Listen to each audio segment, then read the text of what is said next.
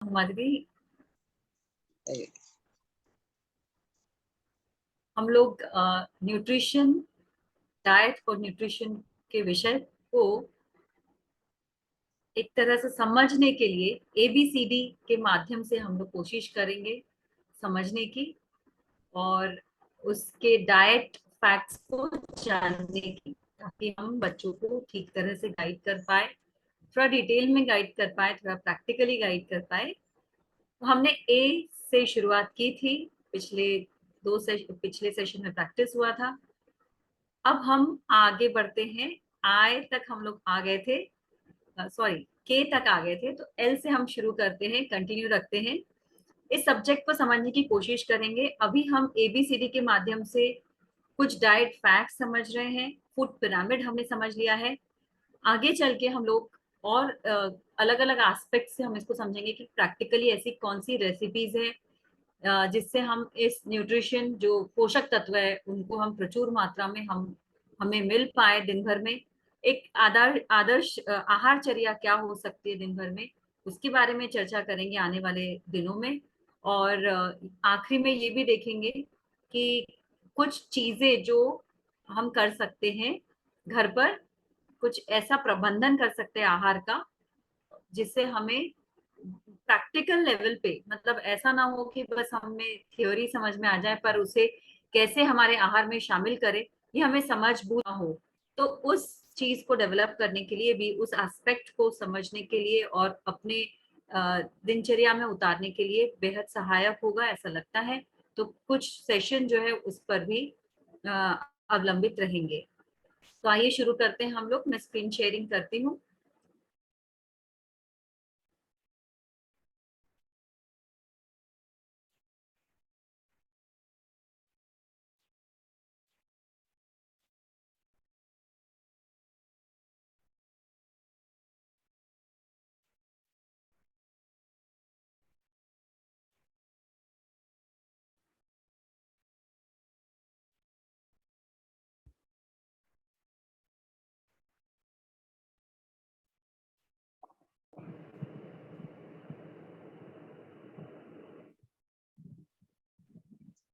तो let's start with L.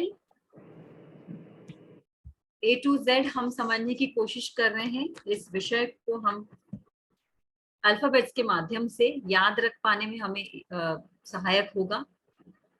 L, lemon, 1 lemon a day keeps fats away. Lemon water without sugar and salt. Lemon water मतलब शरबत नहीं जिसमें बहुत सारी शक्कर डली जाती है, पर लेमन वाटर पानी जिसमें हम नींबू निचोड़ते हैं केवल, और मौसम अनुसार हम उसमें नमक डालेंगे थोड़ा सा। ये अगर हम दिन भर में लेते हैं तो इसका काफी क्लिनजिंग इफेक्ट होता है, भरपूर विटामिन सी मिलेगा, आयरन यानी जो भी लोह तत्व की मात्रा है हमारे खान पान में, खाद्य पदार्थों में, उसके एब्सॉर्प्शन में, उसके अवशोषण के लिए, उसको आंतों से सोख पाने के लिए मदद मिलेगी। तो इसलिए हमने एक नींबू जरूर से रोजाना अपने आहार में शामिल करना चाहिए। हम अलग अलग तरीके से नींबू ले सकते हैं, नींबू का सेवन कर सकते हैं। नींबू का अचार है, नींबू हम कोई भी गरम दाल चावल पर डालकर ले सकते हैं, और नींबू हम खाना खाने के बाद में जो पानी पीते हैं उसमें भी हम उसे डालकर, नींबू का रस डालकर हम ले सकते हैं। इससे डाइजेशन भी बहुत अच्छा होगा। और कहते हैं कि अगर नींबू सही मात्रा में डेली में अगर हम लेते हैं तो बिल्कुल भी कोई भी व्यक्ति मोटा नहीं होगा। तो है ना, बहुत ही काम की बात, क्योंकि फैट्स को पचाने में नींबू बहुत सहायक होता है। तो ये जरूर से शामिल करें।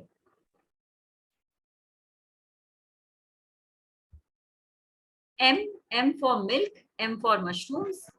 तो एम, जब भी अल्फाबेट हम डाइट और न्यूट्रिशन की बात करेंगे, एम से हमें याद रखना है मिल्क एंड मिल्क प्रोडक्ट्स, दूध एवं दूध से बने पदार्थ। हमने पिरामिड में भी देखा, ऊपर की तरफ में आता है दूध और दूध से बने खाद्य पदार्थ। तो स्किम्ड मिल्क यानी कि जिसकी मलाई निकल चुकी है, मलाई रहित दूध लेना चाहिए खासकर, और उसी वही मलाई रहित दूध ही यूज करना चाहिए दही बनाने में। सिर्फ बच्चों को देना तो अलग बात है, अदरवाइज स्किम मिल्क ही यूज करना चाहिए। दूध को मीठा करने के लिए शक्कर ना वापरते हुए, ना इस्तेमाल करते हुए भीगी हुई अंजीर, मनुका, खजूर, ये डाल सकते हैं हम लोग और मीठा दूध तैयार किया जा सकता है। दूध को फाड़कर छेना बनता है। तो छेना बहुत ही प्रोटीन रिच होता है, जिसको कई तरह से हमारे डाइट में इस्तेमाल कर सकते हैं।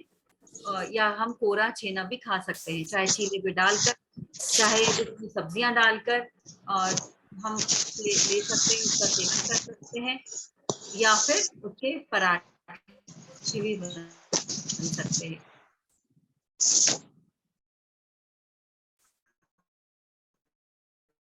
जो पानी होता है ना, उसे बिल्कुल भी फेंकना नहीं है, उसे वे कहते हैं, तो जो ले सकते हैं।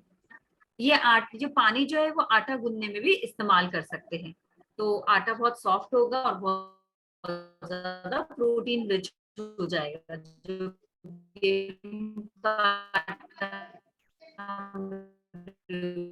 रोटी के लिए इस्तेमाल करते हैं, ये भी बेहतरीन ये पेय बन जाता है, तो उसको इस्तेमाल करें। मशरूम्स, एम से मशरूम, शाइटेक मशरूम जो है वो बहुत ही उसमें एंटीऑक्सीडेंट रिच होता है और एंटी कैंसरस प्रॉपर्टीज होती है। उसमें ऐसे गुण होते हैं जो कैंसर को से लड़ सके। तो आहार एक बहुत बड़ी औषधि भी है, हम सब जानते हैं। तो आहार में हम अगर ये सब चीजें जान पाते हैं, तो हमारी बीमारियों से निजात पाने में और जल्दी रिकवर करने में ये मददगार साबित हो सकते हैं। एन एन से नट्स एंड ड्राइड फ्रूट्स।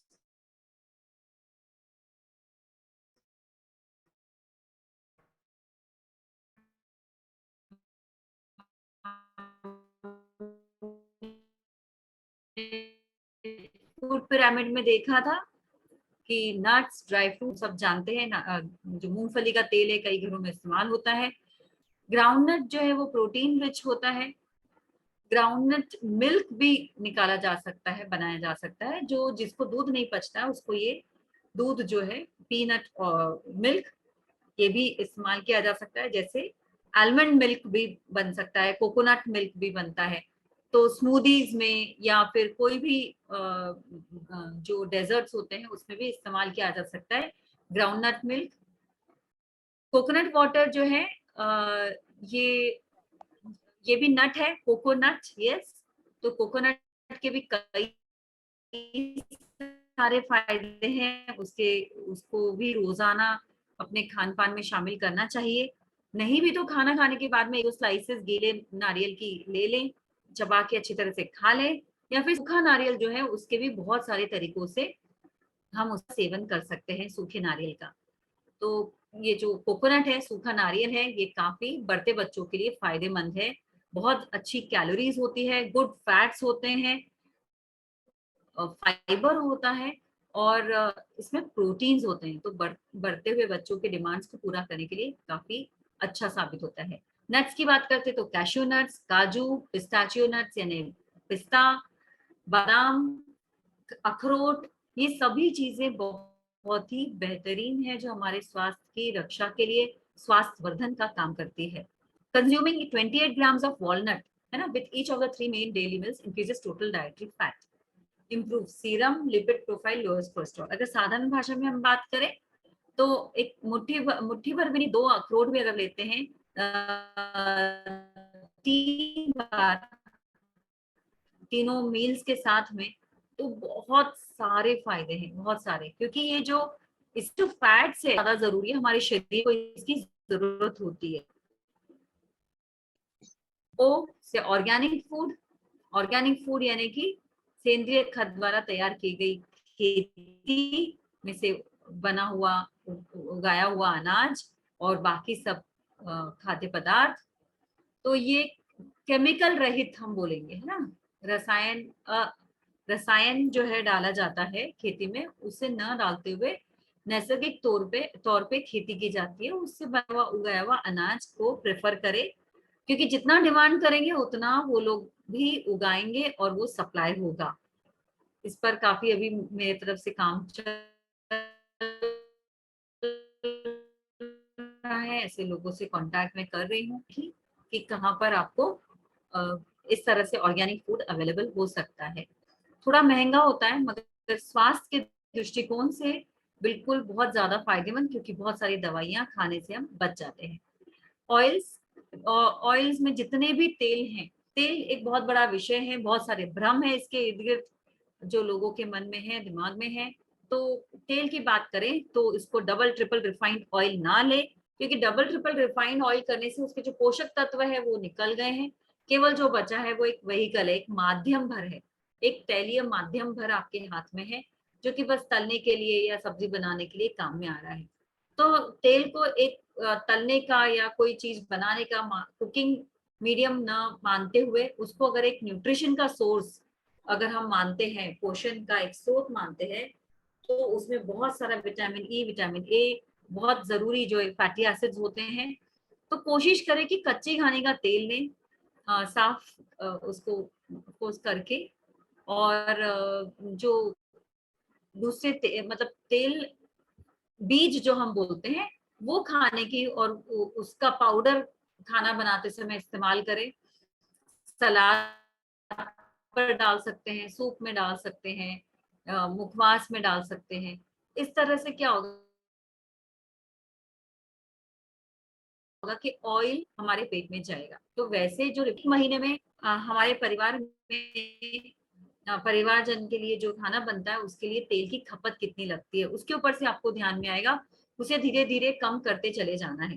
तो ऐसे नहीं कर पाएंगे, पर आप जब महीने भर की लागत की बात करेंगे तो आपको ध्यान में आ जाएगा। तो आपको कम करते जाना है, और ऑयल सीड्स का जो सेवन है वो बढ़ाना है, जिसमें तेल होता है। ऐसी सीड्स क्या होती है, जैसे अभी हमने बात की थी कोकोनट, है ना, पीनट्स, और बाकी भी चीजें जैसे तिल्ली है, खसखस है, बादाम है, अखरोट है, सब में तेल होता है। इन सब में तेल भी होता है प्रोटीन्स के अलावा।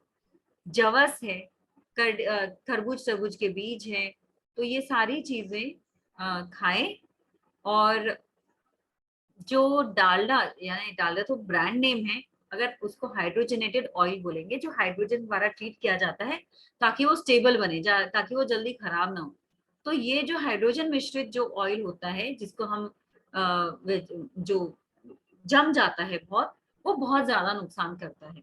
तलने के लिए, सब चीज के लिए ठीक है, बहुत अच्छी चीज बनती है, मगर बहुत ज्यादा नुकसान है। अपने शरीर में भी वो जाके जम जाता है, अनलेस आपने बहुत मेहनत से बहुत सारा सलाद खाया है, गर्म पानी पिया है, नींबू लिया है। इस तरह से आप जब करेंगे तो ही आप उसको कोलेस्ट्रॉल में कन्वर्ट होने से बचा पाएंगे, वरना बहुत नुकसान करेगा। और हार्ट की धमनियों में, हार्ट को जो रक्त पहुंचाती है ऐसी धमनियों में अगर वो जमे तो वो भी मुश्किल होता है।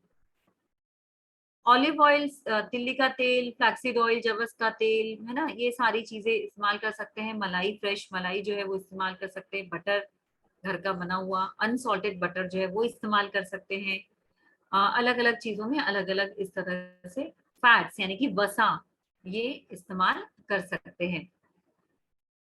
घी जो है घर का, A2 गाय का घी, मतलब कि जहाँ पर वो जो नेचुरल घास जो है, जिसमें रसायन नहीं डाले हुए, ऐसे जमीन पर जो घास उगी है वहां पर अगर गाय चरती है तो A2 दूध, और गाय की नस्ल अगर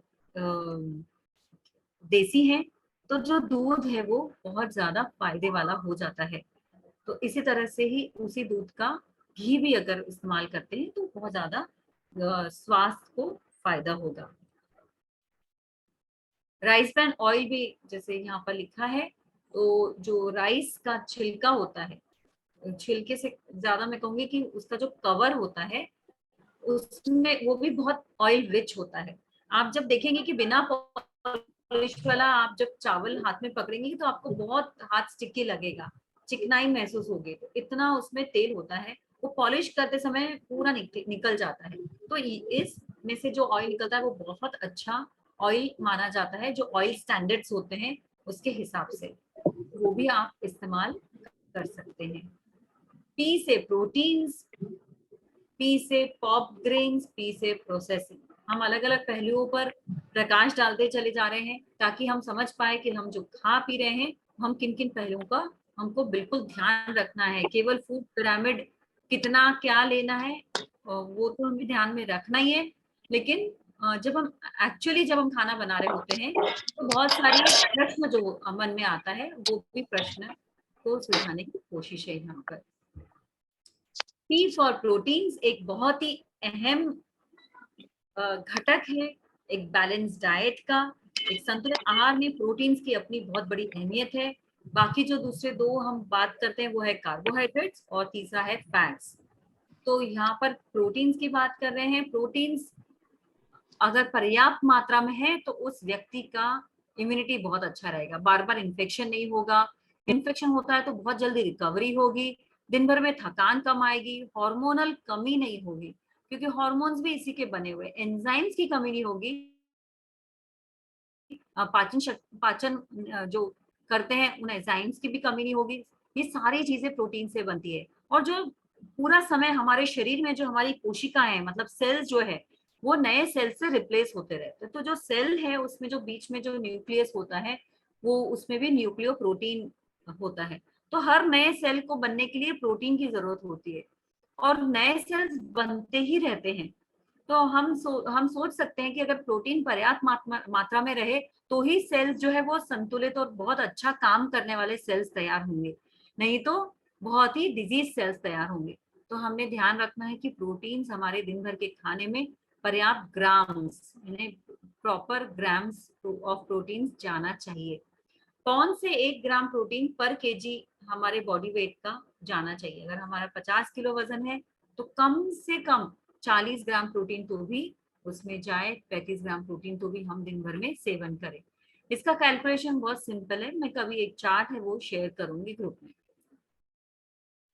तो प्रोटीन्स रिपेयर के लिए जरूरी है बॉडी में, अलग अलग कोशिकाओं के, बढ़ते बच्चों के लिए बहुत ज्यादा जरूरी है ना। और ये कई सारे इसके स्रोत होते हैं। दालें हम जानते हैं, मिल्क है, मिल्क प्रोडक्ट्स है ना, और सीड्स है जैसे अभी बात की थी हमने ऑयल्स में।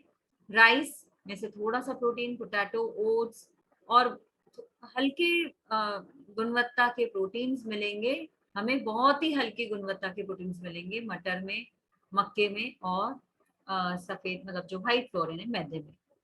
तो हमें बिल्कुल टालना है। और प्रोटीन्स के लिए स्प्राउट्स, वे प्रोटीन जो बताया था, दूध से बने पदार्थ, पनीर, ये सारी चीजें, सोयाबीन का आटा लेकिन ऑटोक्लेव वाला। तो इस तरह से हमें प्रोटीन्स की हमारे शरीर में जो जरूरत है वो पूरी करनी चाहिए। पी से पॉप्ड एंड रोस्टेड ग्रेन्स। जब हम फूड पिरामिड में बात करते हैं, नीचे में जो सबसे फर्स्ट स्टेप है फूड पिरामिड का, जहाँ चौड़ा भाग है वहां, तो उसमें हम बात करते हैं ग्रेन्स की, अनाज की। तब ये भी बात करें कि जो भी अनाज है, गेहूं, चावल, मक्का, राजगिरा, जवारी, बाजरी, ये सारी चीजों की लाई अगर बनाते हैं तो लाई के माध्यम से भी वो स्नैक्स के टाइम पे उसको यूज कर सकते हैं, मतलब खाना उसकी भी डिश बना सकते हैं बजाय कि मैदे से बने हुए कोई भी डिशेस की। तो पॉप्ड यानी कि जो पॉप किया जाता है भट्टे में, उसे फोड़ा जाता है, यहाँ पे पॉपकॉर्न बताया हुआ है। तो ऐसे हम सारे जितने भी धान है उसकी लाई बनती है, तैयार की जाती है। तो काफी प्रचलित है काफी सारे प्रांतों में। तो उसी को ही इस्तेमाल कर सकते हैं स्नैक्स में, बजाय कि प्रोसेस्ड फूड हम बनाए, मठरी है, बाकी बहुत सारी चीजें बनती है, बिस्किट्स है, ब्रेड है, इसके बजाय हम पॉप ग्रेन्स इस्तेमाल करें। इसका बहुत बड़ा फायदा ये है कि आखा अनाज इसमें इस्तेमाल किया जाता है, ना पॉलिश किया जाता है ना कुछ। तो उससे पूरा का पूरा विटामिन बी जो है वो मिल सकता है, फाइबर रिच बहुत होगा, प्रोटीन्स अच्छे होंगे, ये सारी चीजें मिलने से पॉप ग्रेन्स जो है वो खाना चाहिए। स्पेशली स्नैक्स में उसका समावेश किया जा सकता है। गेहूं की लाई, जवारी की लाई, राजगिरा की लाई, मकई की लाई, चावल की, तो ये सारी चीजों की लाई बनती है, उसे प्रमोट करें। फुटाना भी हम जानते हैं, है ना। तो चना फुटाना एक काफी अच्छा पॉपुलर स्नैक्स है, प्रचलित स्नैक्स है। प्रोसेसिंग, टी से प्रोसेसिंग, ये बहुत बड़ा चैलेंज है आज के जमाने में, है ना। अभी मॉडर्न टाइम्स में सबसे बड़ा अगर खतरा अगर हमारे स्वास्थ्य को है वो है ड्यू टू फूड प्रोसेसिंग। किस तरह का प्रोसेस हम यूज करते हैं और कितना प्रोसेसिंग करते हैं। मतलब जो खेत में उगाया गया जो है खाद्य पदार्थ और हमारे पेट तक जो पहुंचता है, उसके बीच वो कितने स्टेप्स पार करता है।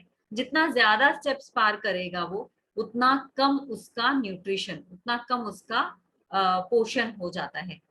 तो जितना कम प्रोसेस है उतने ज्यादा पोषक पौष्टिक तत्व। तो प्रोसेसिंग मतलब क्या है कि उसको बहुत ज्यादा मतलब उसको उगाया गया, उसके बाद उसका पॉलिश कर रहे हैं, उसको प्रिजर्व कर रहे हैं, है ना। उसके बाद में उसको जब बना रहे हैं तो बहुत महीन पाउडर बना के फिर उसको तल रहे हैं। तो ये इतनी गलत गलत बहुत तेज आंच में तल रहे हैं।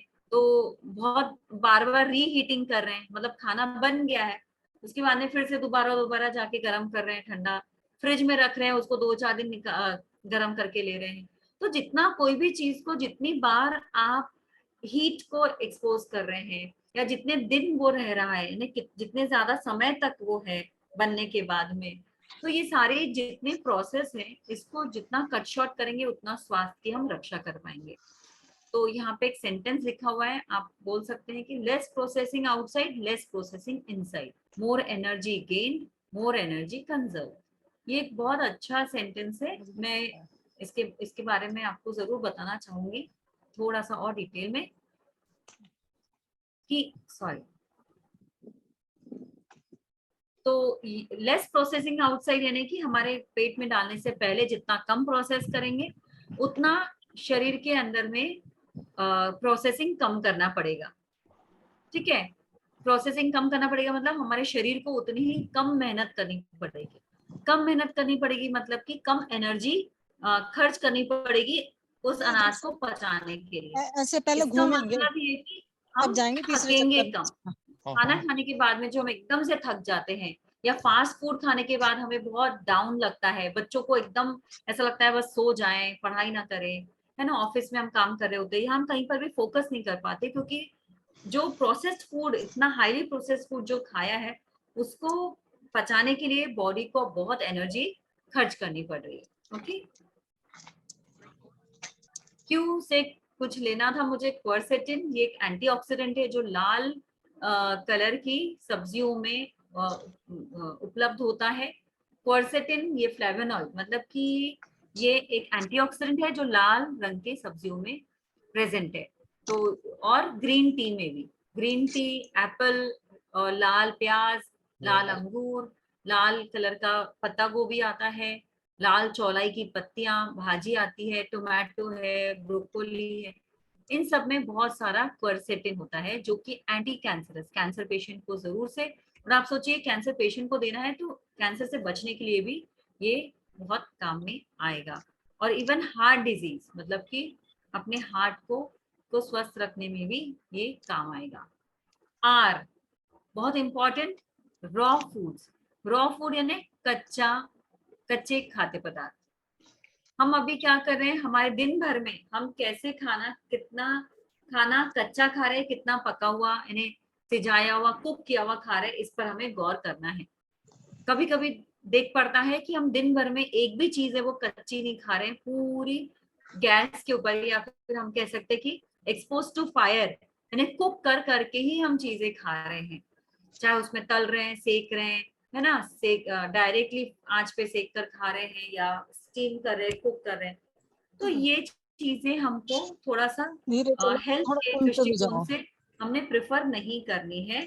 कोशिश करें कि कम से कम दिन भर में आधा समय आप, मतलब आधा समय मतलब दिन भर में आप जितना टोटल खा रहे हैं, इनटेक है आपका, डाइट इनटेक, उसमें आधा पोर्शन जो है वो कच्चा खा रहे हैं। तो ये क्या होता है कि शरीर में जब कच्चा जाता है सलाद, फ्रूट्स, तो बेरीज है ना, हर्ब्स हैं, जैसे फ्रेश जो ग्रीन चटनियां होती है, तो ये जब कच्ची जाती है तो ये बहुत अच्छी अल्कलाइन होती है, क्षारीय और अम्लीय जो हम बात करते हैं, जब अल्कलाइन बॉडी में जितना जाएगा उतना हम बीमारी से दूर रहेंगे। तो जितना ये कच्चा पोर्शन रहेगा हमारे खाने में उतना हम स्वस्थ रहेंगे। तो सलाद है, फ्रूट्स हैं, हर्ब्स हैं, इस तरह से ये रॉ फूड हमें खाना है। रॉ फूड में fruits, nuts, Honey, grains, sprouts, sprouts भी रॉ फूड्स में आता है।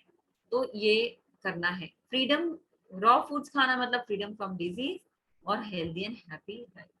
S फॉर स्प्राउट्स, स्प्राउट्स अंकुरित अनाज। अंकुरित अनाज सबसे सहज, सस्ता और बहुत ही ज्यादा स्वास्थ्यवर्धक ऐसा खाद्य, ऐसा हम कहेंगे कि हम एक फॉर्म है ये अनाज का।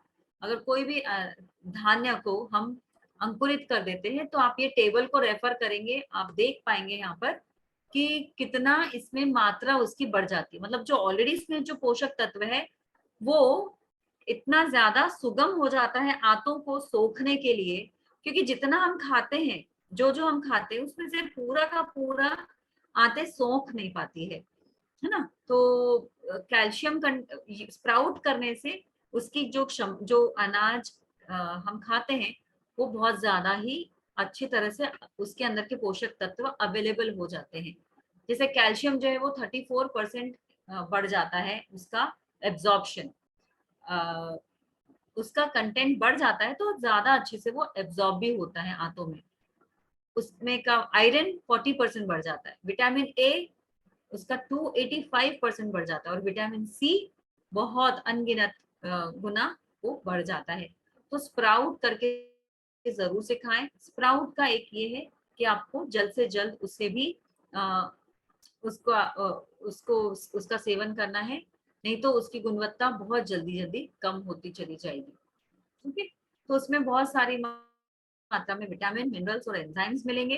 तो अंकुरित अनाज जरूर से अपने स्नैक्स या अपनी जो मील्स है या ब्रेकफास्ट है उसमें इस्तेमाल करें। उसको आप चीला बना सकते पीसकर, कभी पकौड़े बन रहे तो सादी दाल के पकौड़े ना बनाते हुए स्प्राउटेड को पीसकर हम बना सकते हैं। उसी को कुक करके, ऊसल तो बहुत प्रचलित है, और उसको हम जो भी बाकी कोई अगर स्नैक्स खा रहे तो उसमें मिक्स करके भी खा सकते हैं। टी से traditional and seasonal food. Traditional food यानी कि जो भी पारंपरिक जो खाद्य पदार्थ है वो जरूर से खाएं, क्योंकि जब हम ट्रेडिशनल फूड खाते हैं तो उसमें जो टिपिकल इंग्रेडिएंट्स होते हैं ना वो भी हमारे पेट में जाते हैं। जैसे अगर जो लोग उपवास नहीं करते हैं तो शकरकंद खाने में ही नहीं आता है ना, तो राजगीरा खाने में नहीं आता है, तो सिंघाड़ा खाने में नहीं आता है। इसलिए ट्रेडिशनल फूड जो है वो जरूर से रेसिपीज जो है वो फॉलो करें। जो जो हम कल्चर को बिलोंग करते हैं उसमें जो हमारे दादी नानी जो बनाया करती थी वो जरूर से बनाने की कोशिश करें। वेस्टर्न बनाते हैं हम खाते हैं वो अलग बात है, पर ये भी जरूर से बना के खाएं। अब traditional food like puran poli, दाल बाटी, ये सारी चीजें बहुत ज्यादा न्यूट्रिशियस है। इसमें मैदा कम से मतलब इस्तेमाल होता ही नहीं है। जो ट्रेडिशनल फूड है उसमें आप देखेंगे अधिकतर पूरे भारत में मैदा ट्रेडिशनल फूड में या कोई प्रसाद है या कोई ऐसी चीज है इसमें जो ओरिजिनल जो ट्रेडिशनल रेसिपी है उसमें नहीं इस्तेमाल किया जाता है। और ये बहुत अच्छे कैलोरी डेंस फूड भी होते हैं, मतलब इसमें प्रचुर मात्रा में कैलोरीज रहती है, हैवी होते हैं पर वो पौष्टिक भी होते हैं। और उनको जैसा है वैसे ही फॉलो करें। जैसे कई लोग पूरनपोली खाते हैं और घी लेते नहीं है, तो ऐसा ये गलती होती है। जो करना है वो पूरी तरह से करिए, भले पोर्शन कंट्रोल करिए। घी इसलिए जरूरी है क्योंकि चना इस्तेमाल होता है, तो चने को पचाने के लिए घी बहुत ज्यादा जरूरी है। तो कोई भी पारंपरिक तौर पे जो बनाई जाती डिशेज है उसको पूरी तरह से फॉलो करके बनाएं, और उसको जितना खाना है उतना खाएं, लेकिन बनाना जो है वो पूरी तरह से फॉलो करें। Season, S for seasonal fruits, vegetables, ये जरूर से खाएं। इसमें ज्यादा न्यूट्रिशन होता है। ऐसा नहीं कि ठंड के दिन है और आम खाने की इच्छा हो रही है, आप कोल्ड स्टोरेज से जो बाजार में आजकल हर पूरे 365 दिन उपलब्ध होते हैं ये सब चीजें, तो वो आप खा रहे हैं। तो ऐसे इच्छा होने से नहीं होता है। आपके शरीर को जो सीजन के हिसाब से जो प्रकृति में तैयार जो चीजें हैं वही उसी को ही इस्तेमाल करें और खाएं। यू फॉर यूटेंसिल्स जो है वो बहुत ही एक अहम भूमिका निभाता है खान पान में, क्योंकि किस तरह के बर्तन में खाना बनाया जा रहा है वो भी बहुत इंपॉर्टेंट है।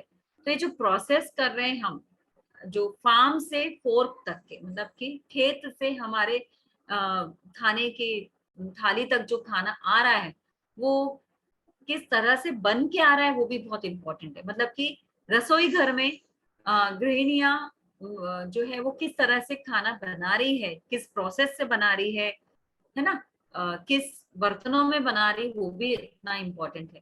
तो लोहे की कढ़ाइयों का इस्तेमाल बिल्कुल हर घर में होना चाहिए, क्योंकि कुछ न कुछ मात्रा में लोह तत्व उसमें से मिलता है। एल्यूमिनियम का इस्तेमाल बिल्कुल भी प्रमोट नहीं, वो डिस्करेज करें कि नहीं इस्तेमाल करें एल्यूमिनियम। धीरे धीरे करके घर के जो बर्तन है वो एल्यूमिनियम हटा दे और स्टील के बर्तन ही इस्तेमाल करें, या लोहे की कढ़ाई एक हाथ रहे उसमें भी कोई कोई चीजें हर हर वक्त का जो खाना है उसमें से एक कोई डिश जो है वो लोहे की कढ़ाई में बनाकर निकाल के तुरंत अ, खाना वो ही खाएं। तो नॉन स्टिक जो है वो इस्तेमाल ना करें, क्योंकि हल्के क्वालिटी का नॉन स्टिक बिल्कुल भी काम का नहीं है, बहुत पहुंचाता है। थोड़ी सी मेहनत बचाने के लिए हम नॉन स्टिक इस्तेमाल करते हैं, जो कि बिल्कुल भी सही नहीं है। अगर यूज करना है तो बहुत ही हाई क्वालिटी वाला नॉन स्टिक ही इस्तेमाल करें, जो बहुत समय तक चलता भी है, और उससे जो कोटिंग है उसमें से केमिकल्स खाने में नहीं आएंगे बनाते समय, और हमारे शरीर में आकर वो नुकसान नहीं पहुंचाएंगे। बी से वेजिटेबल्स। वेजिटेबल्स हमने देखा फूड पिरामिड में सेकंड स्टेप पर वेजिटेबल्स और फ्रूट्स था।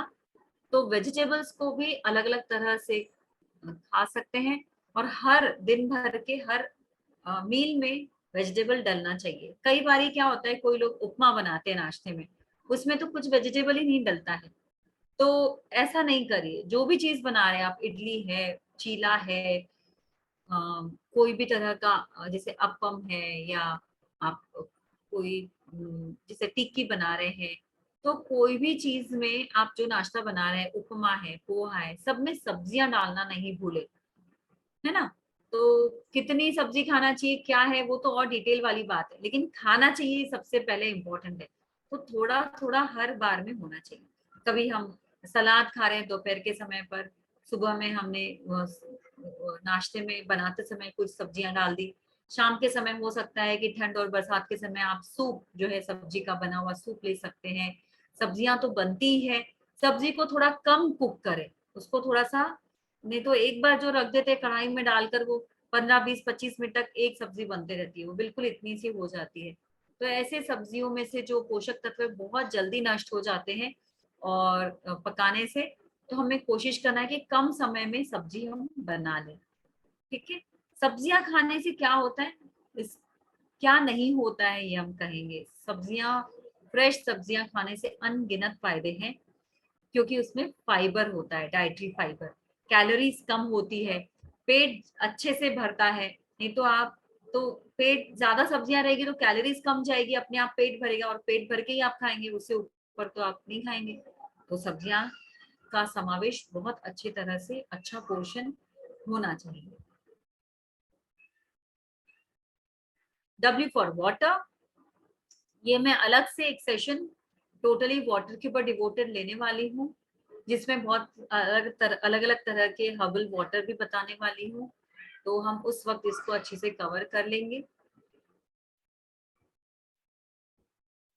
डब्ल्यू से 3 वाइट इविल फूड एलिमेंट्स, यानी 3 हमारे स्वास्थ्य के दुश्मन जो है, वो शुरुआत उसकी डब्ल्यू से होती है।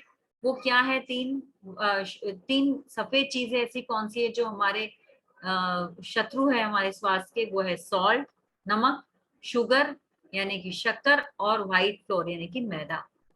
तो ये बहुत ही ज्यादा घातक है, बहुत लिबरल यूज करते हैं हम, उसका कोई मापतौल नहीं होता है हमारे दिन भर में कि हमने कितना चम्मच हमारे चाय में डल गया, या कितनी मिठाई हमने खा ली दिन भर में, या कितना हमने शरबत में इस्तेमाल कर लिया। तो उससे जितना हम ध्यान में रखेंगे कि हमारा इंटेक जो है वो बिल्कुल ही सीमित इंटेक रहे। फूड पिरामिड में हमने सबसे ऊपर में नमक और शक्कर, स्वीट्स की बात की थी। तो नमक को भी बिल्कुल कोशिश करें कि जितना खाना पकाते समय इस्तेमाल हो रहा है उतना करें, ऊपर से नमक ना ले, बनते कोशिश। और शुगर भी जो है, शुगर के सब्स्टिट्यूट ढूंढना चाहिए, मतलब शुगर के जगह आप क्या इस्तेमाल कर सकते हैं मीठा फ्लेवर देने के लिए, हनी इस्तेमाल कर सकते हैं, डेट्स जो है, खजूर जो है, उसको भिगा के इस्तेमाल कर सकते हैं। मनुका है, अंजीर है, और आजकल तो और पर्याय उसके पर्याय आ गए मार्केट में कि ये जो शुगर बनती है ना, इसमें बहुत सारा सल्फर यूज होता है। इससे हमारी स्किन खराब होती है और स्किन प्रॉब्लम्स जो है वो बढ़ जाती हैं, और वजन बढ़ता है, वो तो है ही। जी दीदी कुछ कहा? वजन तो बढ़ता ही है क्योंकि बहुत ज्यादा कैलोरीज होती है, तो शुगर इसलिए इस्तेमाल बहुत कम करना चाहिए। व्हाइट, डब्ल्यू से व्हाइट फ्लोर यानी कि मैदा, ये भी बहुत नुकसान करता है क्योंकि ये बहुत ज्यादा चिकना होता है, हमारे आंतों में जाके बहुत तकलीफ पैदा करता है, वहां जम जाता है, निकल नहीं पाता है। और उसमें जो उसको व्हाइट रखने के लिए जो केमिकल यूज किया जाता है वो भी बहुत घातक है, और इसमें फाइबर की मात्रा बहुत कम, पौष्टिक तत्व की मात्रा बहुत कम हो जाती है। तो मैदा बिल्कुल भी, ग्लूटेन तो बहुत ज्यादा हो जाता है इसमें, तो बिल्कुल इस्तेमाल में कम से कम, बहुत ही मजबूरी में इस्तेमाल करें। तो ये एबीसीडी ऑफ न्यूट्रिशन था, हमने इसलिए समझा ताकि हम बैलेंस डाइट ले पाए। क्यों ले पाए, उसके रीजंस, कारण जान पाए। X for exercise, Y for yoga, Z for बस the life is a sing thing, यानी कि लाइफ को बहुत अच्छा मजा लेने के लिए अच्छा स्वास्थ्य रहना बहुत जरूरी है। तो इस तरह से हमारा ये एबीसीडी यहीं पर ही समाप्त होता है।